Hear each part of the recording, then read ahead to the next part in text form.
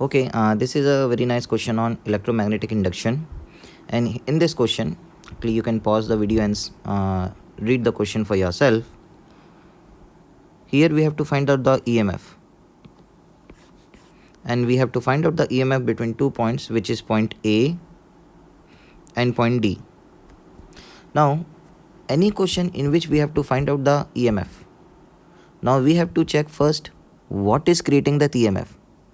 Is it the changing magnetic field and its induced electric field which is creating the EMF, or it is the motion of charged particles or motion of a conducting wire in a magnetic field which is creating the magnetic field, the EMF. So in this question it is given that the magnetic field is uniform, so B is constant, which means magnetic field is not changing with time, so there is no induced electric field like that. And so we can say that okay, induced electric field is out of the question, which means certainly there is motional EMF only. And so here the EMF is created by motion of the this curved rod plus the flat part.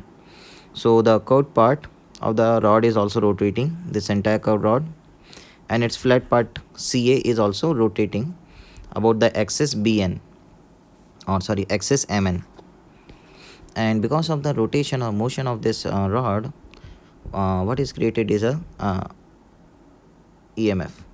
Now, what is the formula for the motional EMF? So formula for motional EMF between 2 points in a moving rod is given by V cross B dot dl. So this is the most general formula of the motional EMF, which is applicable for any kind of motional EMF between any 2 points on the conducting rod which is moving in a magnetic field.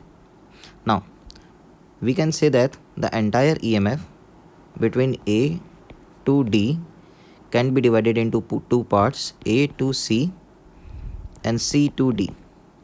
So let us calculate the EMF between A and C. So let's say first we are going from A to C.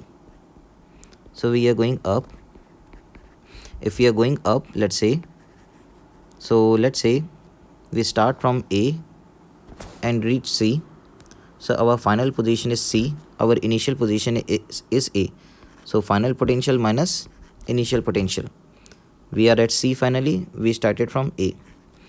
So that will be integral of V cross B dot our tiny displacement, and we are going from A to C. So let us divide the entire displacement that we are getting into small parts. So let's say while going from A to C, we have already gone to X, and we are further going up by dx. So what is our tiny displacement? Our tiny displacement is dx in j direction, upward direction. Now what about the velocity of this rod? Because of the rotation like this, the velocity of this element, which element I'm talking about, this tiny part of this conducting wire or this conducting rod, this tiny element. So this tiny element has got a velocity into the plane of the screen because of anti-clockwise rotation as seen from top. So this velocity is in which direction? Velocity is velocity is r omega, isn't it? So omega a, and what is the direction? Into the plane. Cross magnetic field. Now magnetic field is in j direction only, isn't it? So magnetic field is in j direction, which is b not j. Now this will be perpendicular to j, and this is along j. So what is the motional EMF? 0 only. Like integration of lot of zeros is 0. So basically between C and A there is no EMF. Now come the circular part. So let us see this circular part also. So we have to go from C to D now and check how much is the motional EMF. Let me remove all this because it's all done. Yeah. Okay. The entire displacement from C to D along this curved rod can be divided into small parts. So let us say that we have already gone up to theta, which means we are at, let's say, at this P, and we are going further by d theta, so we will reach q. So this angle theta, this angle will be d theta.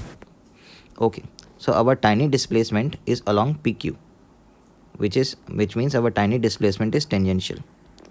See, there are many ways of doing this question, but I am telling you one such way, which is like the most general way of solving any motional EMF question.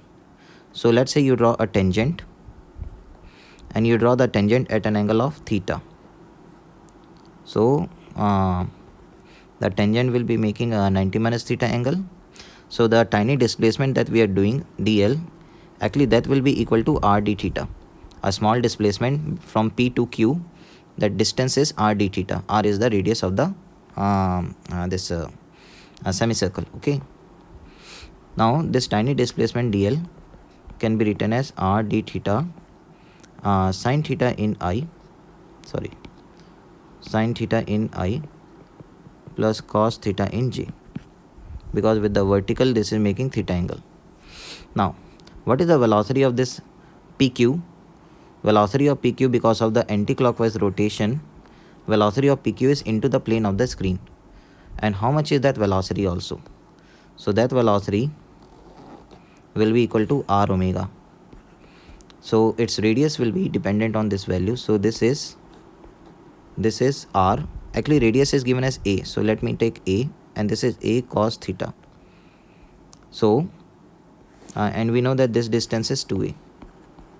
So this radius of the circular motion of pq, so pq is moving with respect to axis mn. So what is happening? One second.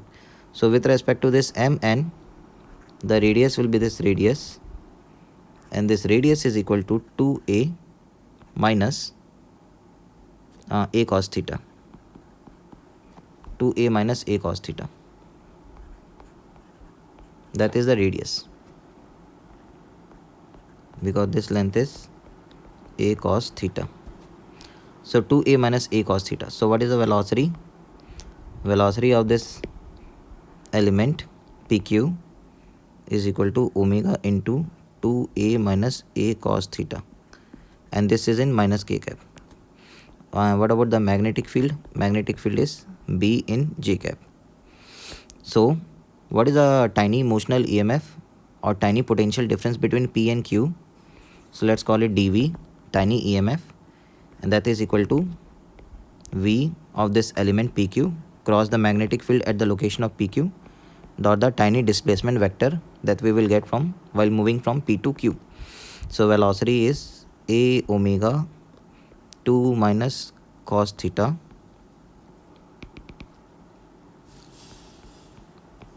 and this is in minus k cross magnetic field is b naught j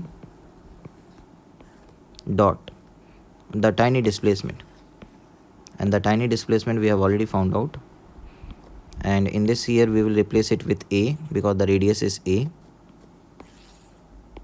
So let me just copy this. Okay, so this is the tiny amount of EMF. Now here when we do this k cross j, I will get minus I, isn't it? So this becomes b naught a omega 2 minus cos theta in I dot a d theta sin theta I plus cos theta j. So this is the tiny amount of EMF. So we will get b naught a square omega d theta 2 minus cos theta into sin theta. That's it. So what is the total EMF? Total EMF will be integration of this tiny EMFs or addition of this tiny EMF, and we are going from a to d. So b naught a square omega 2 minus cos theta sin theta d theta, and going from a to d is equivalent to going from theta is equal to 0 to theta is equal to 120 degree. Okay, 2 pi by 3, because theta is theta is taken with the left, with the minus x-axis this theta is taken. So for beginnings theta is 0, For the end, theta is 120 degree. Now only thing which is left here is like a solving part. Integration is very easy. Check actually whether you get the answer or not.